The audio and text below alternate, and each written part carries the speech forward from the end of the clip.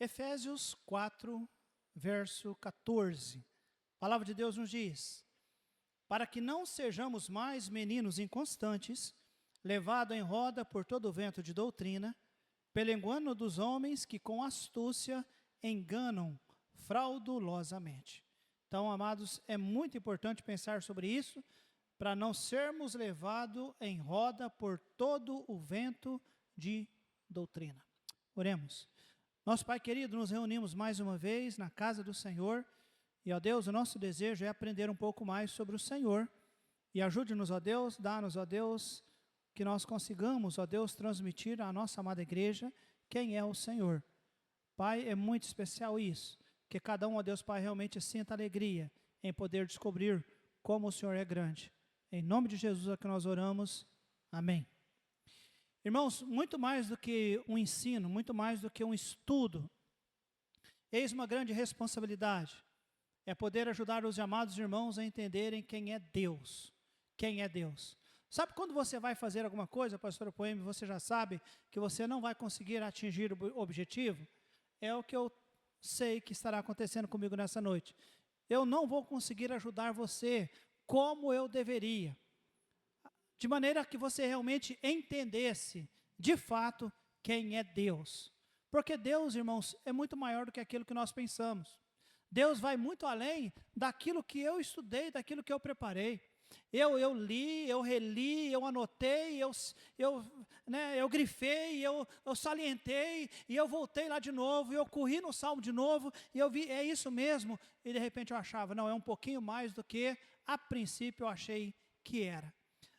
Nós lemos o texto aqui sobre o perigo das doutrinas, e é por isso que nós estamos estudando em nossa igreja sobre doutrinas.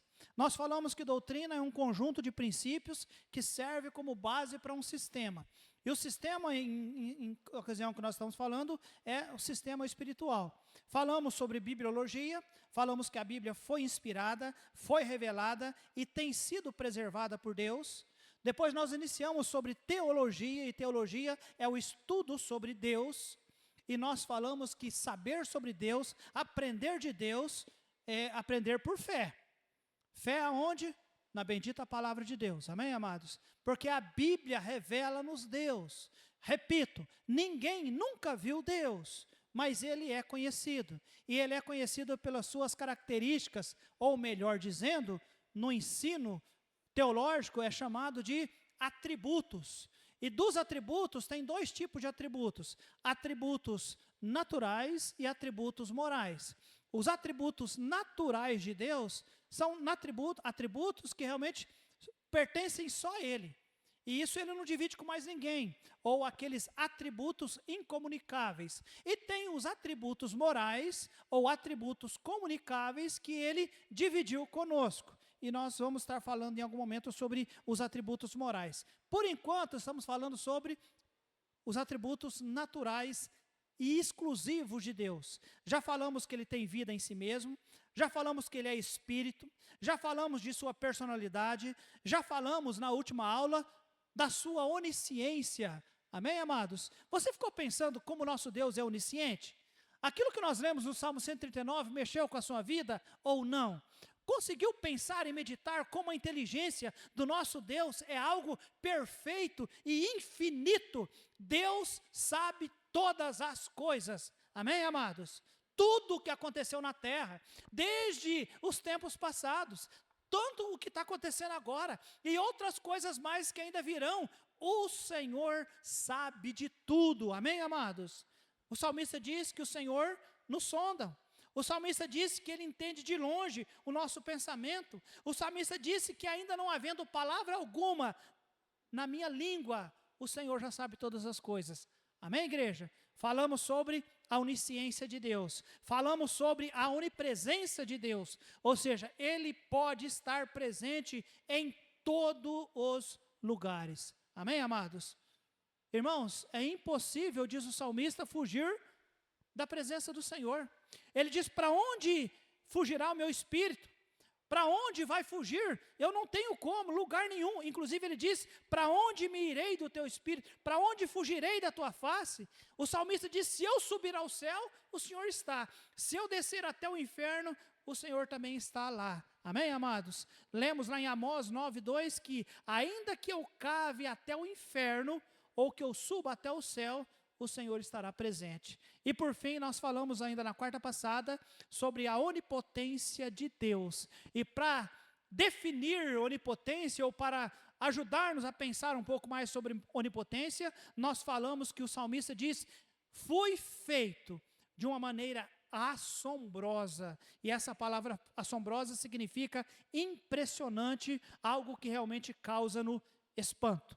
Então, desta feita, ou dessa forma, agora nós podemos entrar em um outro atributo que nós preparamos para compartilhar com você nesta noite. Então já falamos que Deus, Ele é onisciente, onipresente, Ele é onipotente, tem vida em si mesmo, Ele é Espírito também, amados.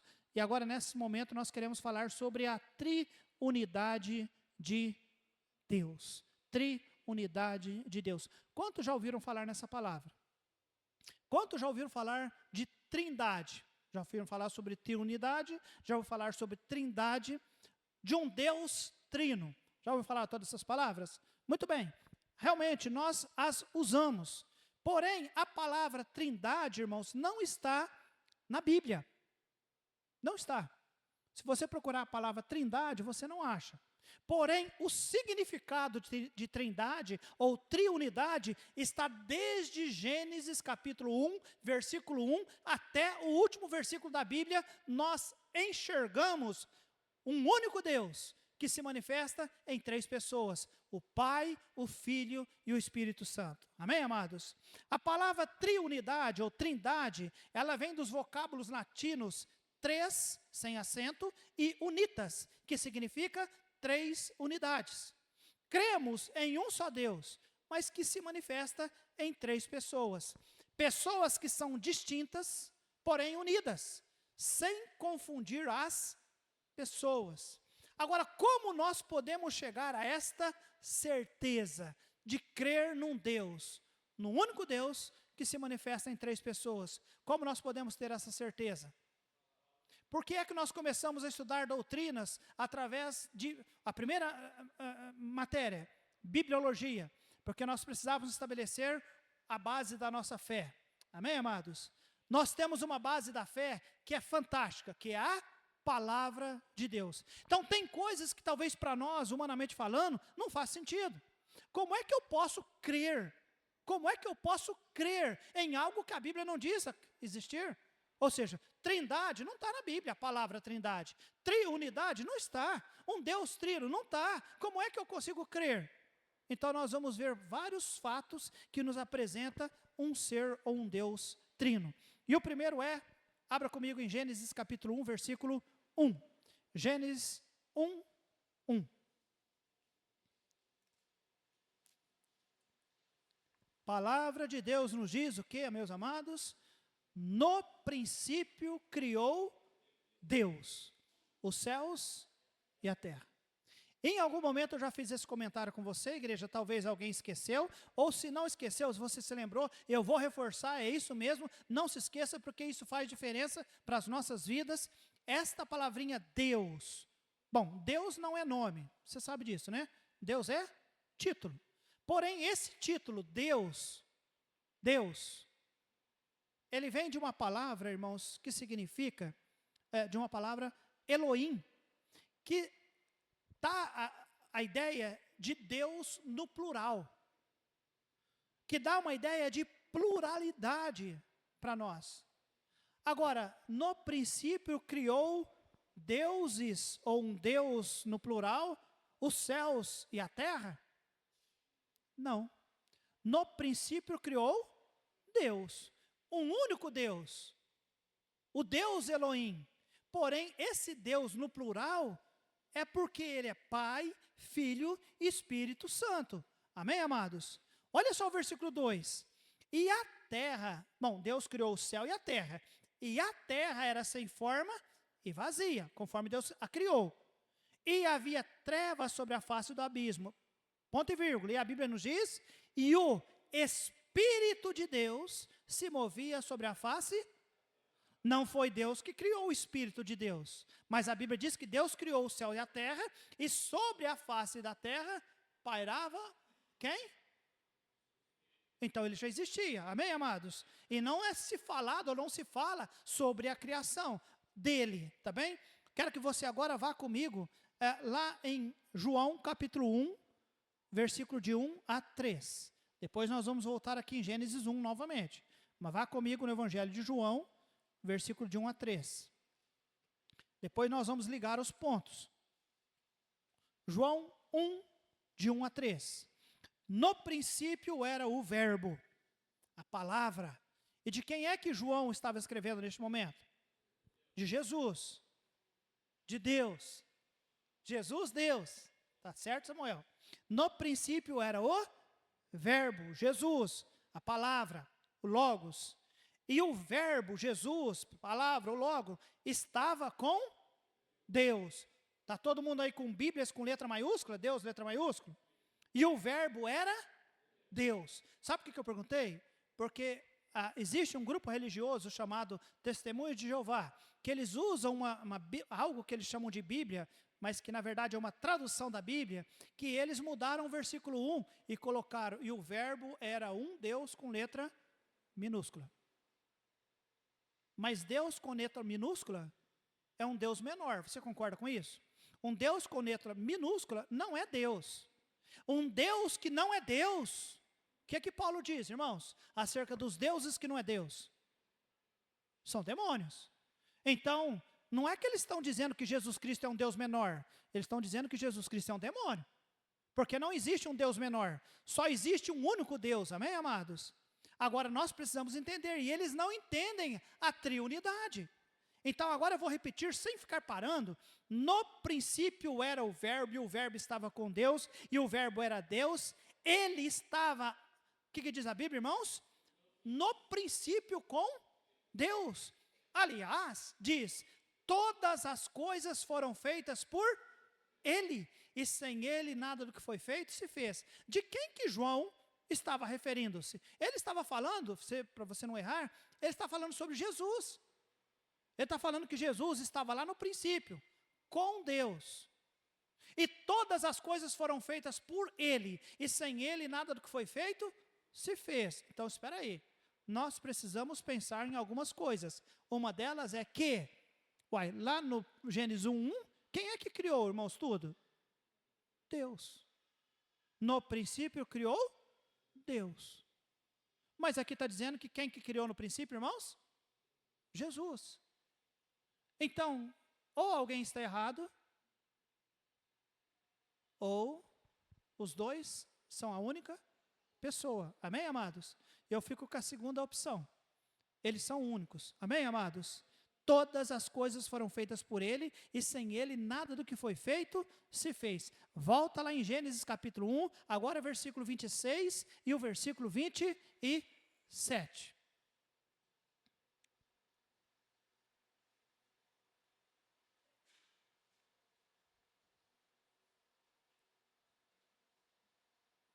A palavra de Deus nos diz, Gênesis 1, 26, e disse Deus, interessante, façamos o homem a nossa imagem, conforme a nossa semelhança.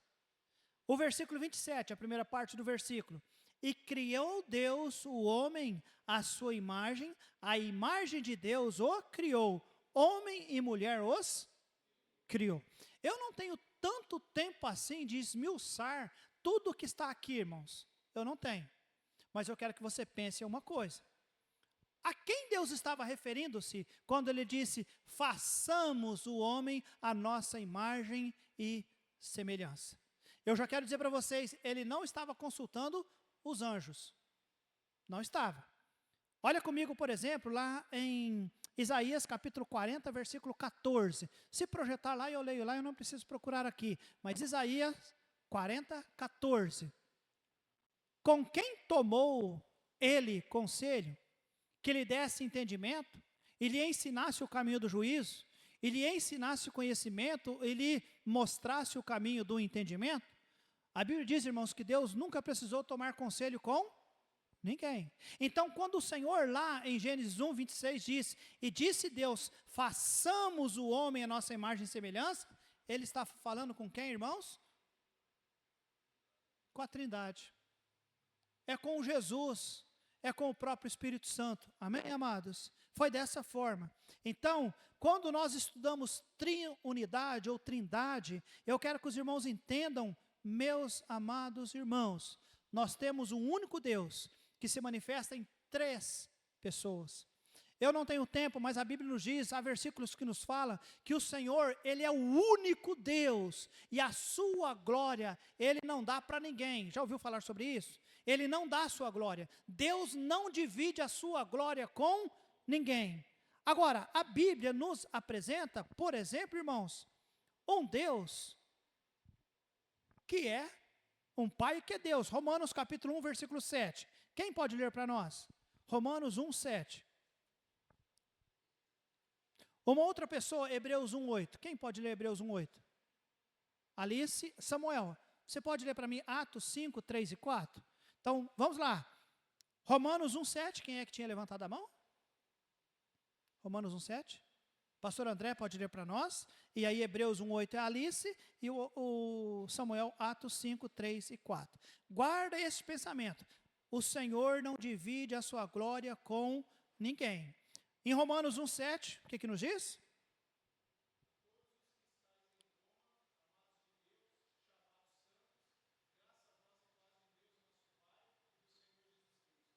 Graça de Deus, nosso Pai. Deus é o nosso Pai. Hebreus 1, 8, Alice, leia para nós.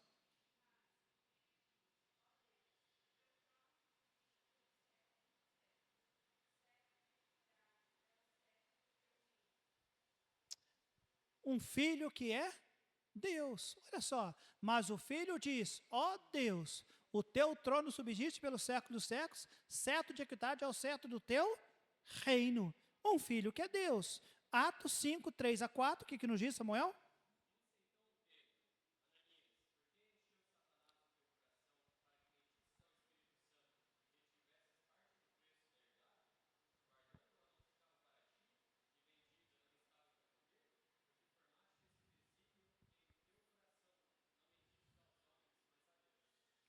Mentistes a Deus. Na verdade, a quem Ananias e Safira tinha mentido? Ao Espírito Santo. Então, nós temos um texto que diz que o Pai é Deus. Nós temos um texto que diz que Jesus Cristo é Deus, que o Filho é Deus. Nós temos um texto que diz que o Espírito Santo de Deus é Deus. Nós só podemos, irmãos, crer que eles são um só. Amém ou não? Todo mundo crê nisso ou não? Se pode falar que crê, nós vamos adiante. Mas a Bíblia nos diz, por exemplo, lá em 2 Coríntios, capítulo 13, versículo 13, lá na bênção apostólica, ali é mostrado, olha comigo lá, 2 Coríntios 13, versículo 13, ali mostra a operação de cada um. 2 Coríntios 13, 13. 14, desculpa, né?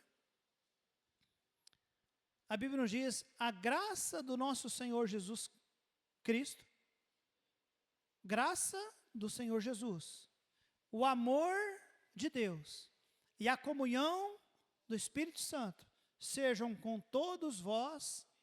Amém. Coisas, irmãos, que só pode ser possível da parte de um Deus que é pleno, que é completo. Quando nós olhamos lá em Mateus capítulo 28, versículo 18 e 19, que diz que nós devemos ir fazer discípulo e os batizar no nome de quem? Do Pai, do Filho e do Espírito Santo. Irmãos, repito, Deus não divide a sua glória com ninguém. Mas se Ele deu essa oportunidade é porque as 3 pessoas, elas têm distintas formas de operação, mas eles formam um único Deus. Você crê nisso? Nós vamos seguir em diante. Irmãos, isso é algo que estabelece a nossa fé. A base da fé cristã, ela passa pela questão da triunidade de Deus. Então eu tenho um Deus que de fato, Ele é trino.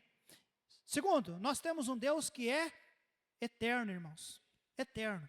Olha comigo no Salmo 93, versículo 2. Salmo 93, 2. Eu vou dar algumas referências. Salmo 93, 2. O teu trono está firme desde então, tu é desde a eternidade.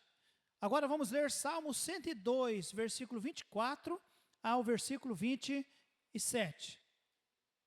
Salmo 102, verso 24 a 27.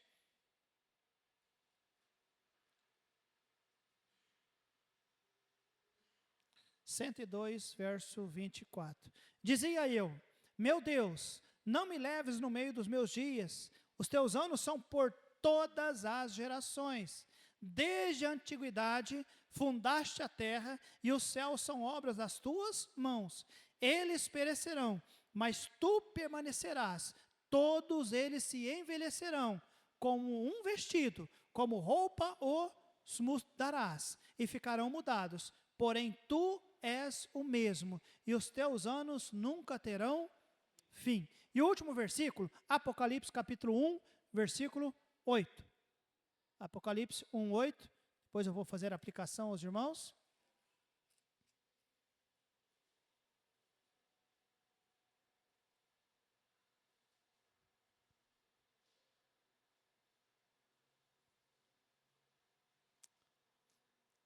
A Bíblia nos diz: eu sou o alfa e o ômega.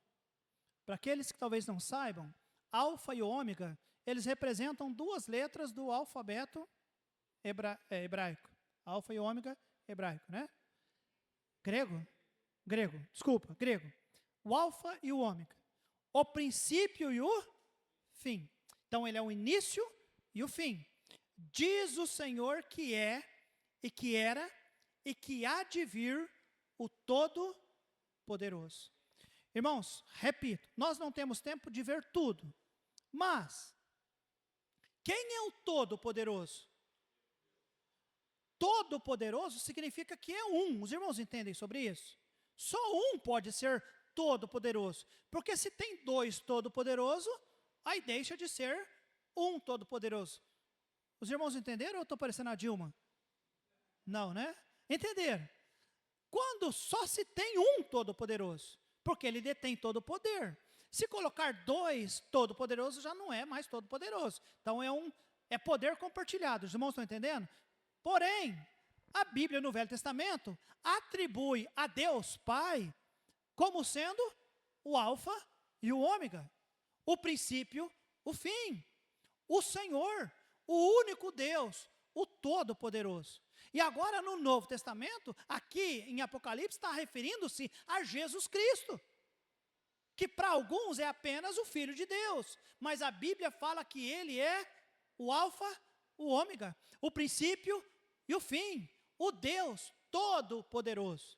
E para aqueles que talvez falam, não é possível, né? Como alguém já confrontou-me, né? No caso, os testemunhos de Jeová, não, aqui está falando de Deus. E aí eu fui quase no final do versículo, ou do capítulo 1 de Apocalipse, eu disse, Deus em algum momento foi morto?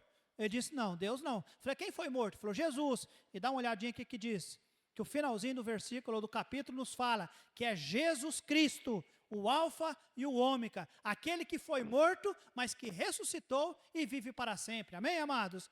Então, ou os dois são a mesma pessoa, ou o autor errou em algum momento e se perdeu. Eu quero crer, e eu creio, eu entendo, eles são únicos. Amém, amados? E desde quando eles existem, pastor? Desde sempre. O nosso Deus é eterno. Amém, amados? Então, nós temos um Deus que é trino, nós temos um Deus que é eterno, e nós temos um Deus que não muda.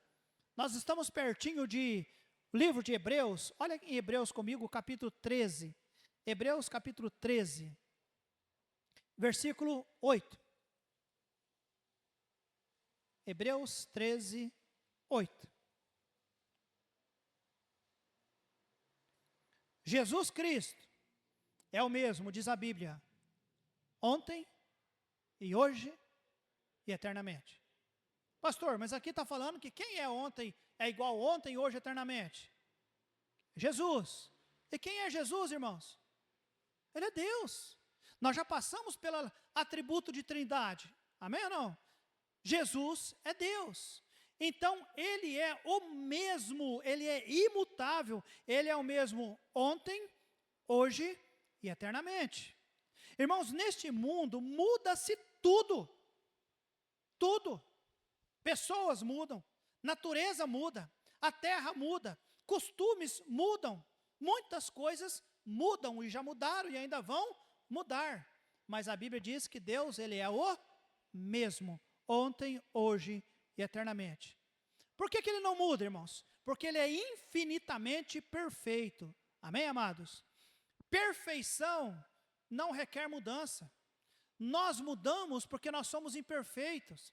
Nós mudamos porque nós, graças a Deus, conhecemos Jesus e aí então o Senhor vai transformando as nossas vidas. Amém, amados? Nós mudamos depois de estudar Bíblia, nós mudamos depois de alguns fazer seminários, alguns frequentar a escola bíblica dominical, através de aconselhamento, através de curso, através de percepção, e nós vamos mudando. Amém, amados? O ser humano muda, porque nós somos imperfeitos e somos realmente, temos que sofrer mudanças e transformações. Mas o Senhor, Ele é, fale alguém, perfeito, portanto, imutável. Amém, amados? Já parou para pensar, a despeito de todas as épocas, quando o Senhor criou o mundo, havia internet? Está vendo? Não. Mas Deus já era. Amém, amados? Ele já sabia. Aliás, ele até falou na Bíblia sobre a internet. Você já leu na Bíblia? Leia lá em Daniel. Daniel nós aprendemos. Ali fala.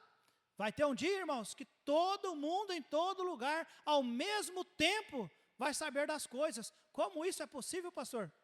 Internet. Projeção. Livro de Daniel também, lembra? O dedo escrevendo na parede, primeira projeção, o Senhor já sabia. Cientistas, homens morreram quando tentaram falar que a Terra era redonda, mas lá num dos primeiros livros, provavelmente até o primeiro livro também, o livro de Jó, quando o Senhor fala para Satanás, de onde vem? De fazer o quê?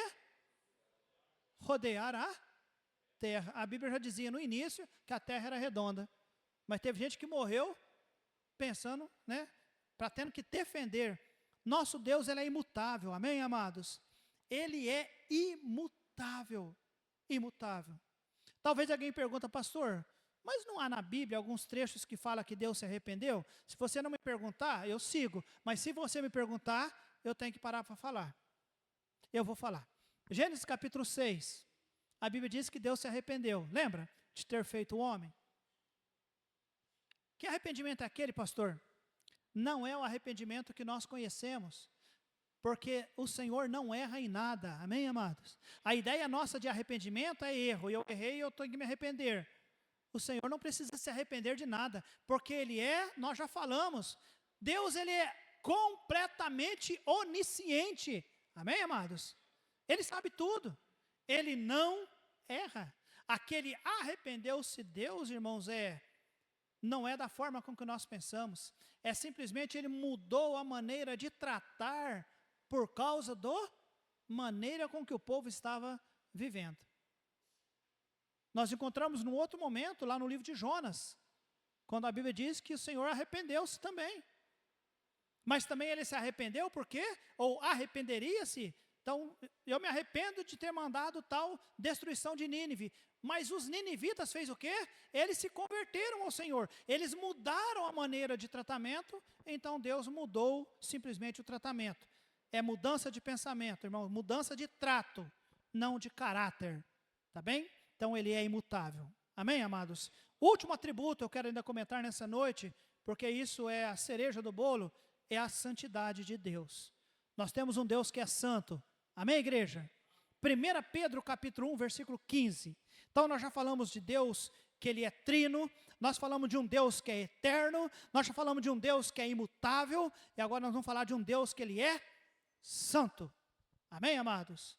Quando Isaías fala sobre o Senhor, irmãos, lá em Isaías capítulo 6, versículo 3, Qual é a visão que ele tem? E o que é que ele diz? Lembra? No ano que morreu o rei Uzias, eu vi o Senhor assentado num alto e sublime trono. Lembra de toda essa declaração? E quando chega no versículo 3, e o que é que aqueles que contemplavam o trono dizia? Santo, santo, santo. Irmãos, na escrita, ou na lógica, ou na gramática hebraica, essa repetição, essa ênfase, vai muito além da nossa compreensão da língua nossa portuguesa. Irmãos, ali há realmente uma expressão de adoração, eles não sabiam como expressar o que eles tinham que falar, e Isaías não sabia expressar o que deveria registrar, mas registrou pelo menos 3 vezes: santo, santo, santo. Amém, amados? Em Apocalipse capítulo 4, versículo 8, naquela visão do trono, onde está assentado, o Senhor assentado no seu trono, os anciãos assentados em volta, os 24 anciãos ali, os animais e as pessoas que adoravam ao Senhor, o que é que eles diziam?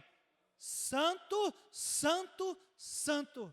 Amém, amados? Nós temos um Deus que é santo. 1 Pedro capítulo 1, versículo 15 e 16. 1 Pedro 1, 15 e 16. A palavra de Deus nos diz: mas, como é santo aquele que vos chamou, sede vós também santos, em toda a vossa maneira de viver. Porquanto está escrito: sede santos, porque porque eu sou santo. Sede santo. Irmãos, a santidade de Deus está em todas as outras características ou atributos dele. Todas elas. Na onisciência do Senhor, a santidade. Ele sabe todas as coisas, mas toda a sua onisciência parte de um princípio de santidade. Não é bênção sobre isso, irmãos? Se fosse dado ao homem poder de saber todas as coisas, é bem provável que as pessoas usariam essa onisciência para benefício e proveito próprio, talvez até para fazer coisas terríveis, saber sobre coisas na vida de alguém para usar contra alguém. Você está me entendendo? Alguém com o poder de saber tudo sobre os outros, ia virar um problema, irmãos. A onipresença, capacidade de poder estar em todo lugar, ver todas as coisas. Na onipresença do Senhor, Ele é santo.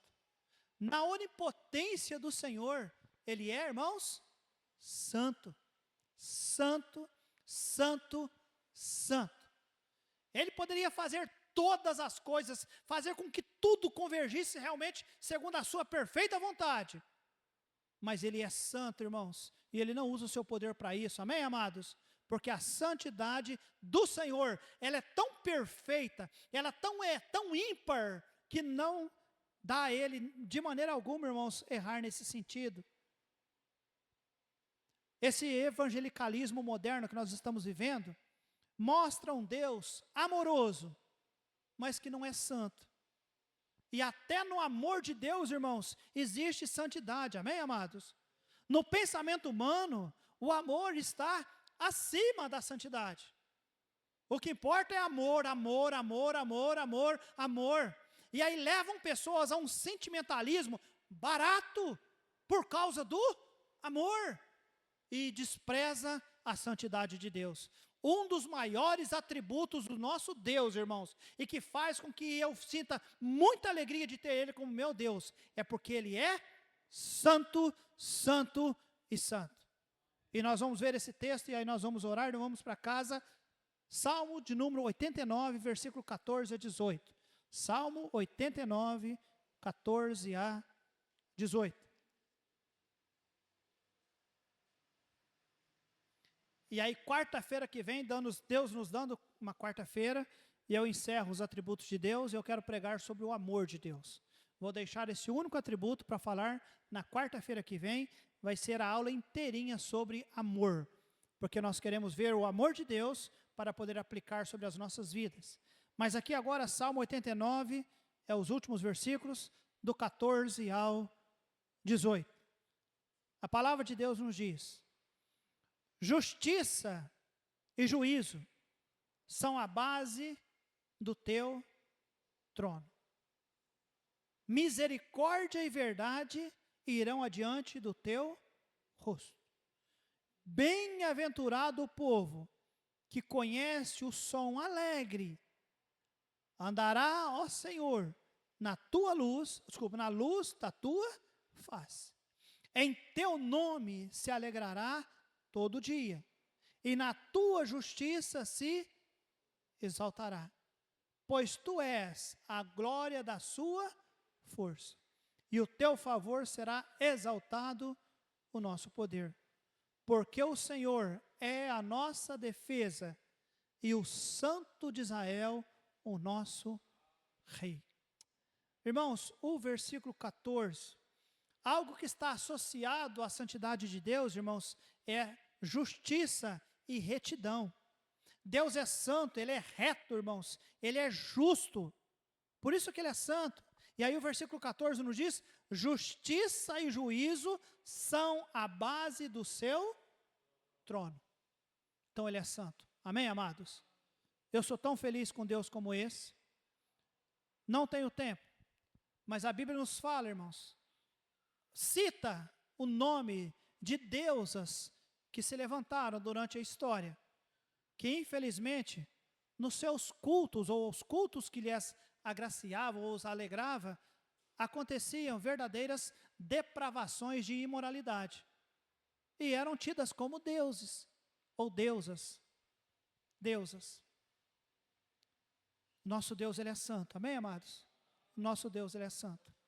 Louvado seja Deus, o nosso Deus, Ele é santo. Então, estamos estudando sobre teologia. Quem é o nosso Deus? O nosso Deus, Ele é um Deus que tem vida em si mesmo. O nosso Deus, que Ele é Espírito. O nosso Deus, irmãos, Ele é de fato um Deus que é eterno, um Deus que é trino, um Deus que é santo, um Deus que é onipotente, um Deus que é onisciente, um Deus que é onipresente, amém, amados? É um Deus que é imutável. Amados, com tudo isso, poderíamos pensar o quê? É muito distante de nós. Porque o que nós somos? Nada. Pó. Mas Ele nos ama. Ele nos ama tanto que Ele deu o próprio Filho para morrer por nós. Amém, amados? Ele tem dado provas de amor. Romanos 8,32, aquele que nem mesmo a seu próprio Filho poupou, antes nos entregou, como não nos dará também com Ele todas as? Irmãos, dá para você ter ideia sobre tudo isso? E às vezes nós pensamos que nós estamos fazendo muito por Deus e para Deus, não é verdade? Às vezes nós pensamos que nós estamos fazendo um favor para Deus. Irmãos, Deus é. Amém? Ele já é. Ele é tudo. Ele é o Todo-Poderoso. E o que é que nós somos? Nada. Mas Ele nos ama. E amados, a única coisa que Ele está pedindo de nós é que nós o conheçamos um pouco melhor. Conheçamos um pouco melhor. Para que nós possamos servi-lo muito mais. Para que nós realmente possamos nos identificar e querer parecer-se com Ele a cada dia mais. Porque fazendo isso, vamos estar fugindo do pecado, vamos estando vivendo vidas santas e que tragam glória para Ele, amém, amados? E nada disso que fazemos vai fazer com que Ele seja mais Deus, porque Ele já é Deus, amém, amados?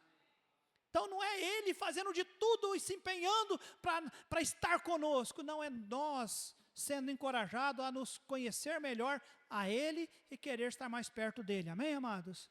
Que Deus nos ajude, cada um de nós, a pensar mais sobre o nosso Deus. Para de ter aquela ideia rasa de quem é Deus. Se nós tivermos uma ideia rasa de quem é Deus, nós não o valorizaremos. Nós, de fato, não vamos crer nele. Nós não vamos realmente ser pessoas dependentes do Senhor, porque a nossa ideia é rasa de quem é Deus. Não vai ter compaixão nos nossos corações, não vai ter medo ou temor acerca do pecado e das coisas terríveis que o pecado nos causa. Então que Deus ajude cada um de nós a enxergar a grandeza do nosso bendito Deus. Amém, amados? Porque Ele é grande, Ele é o Todo-Poderoso. Nosso Pai querido, damos graças ao Senhor, ó Deus Pai, por nos dar o privilégio de poder compartilhar com o seu povo quem é o Senhor. Deus, o Senhor é muito especial para nós. Ajude com que o nosso amado povo não fique com uma ideia rasa, mística, de quem é o Senhor. Apenas fechar os olhos, espremer as pálpebras e tentar pensar positivo, ou de repente até mesmo visualizar um senhorzinho assentado numa cadeira lá no céu, num trono, alguma coisa desse tipo. Não, nada disso. Vamos para a palavra do Senhor.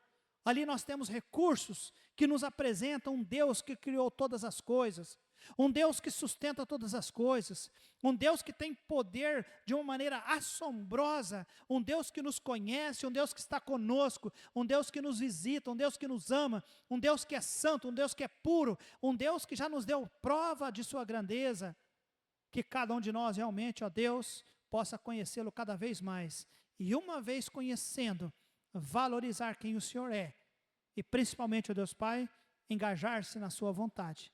Esta é a minha oração. Ajude o povo do Senhor, Deus Pai, a de fato, a valorizar o conhecimento acerca de Ti. É o que eu te peço.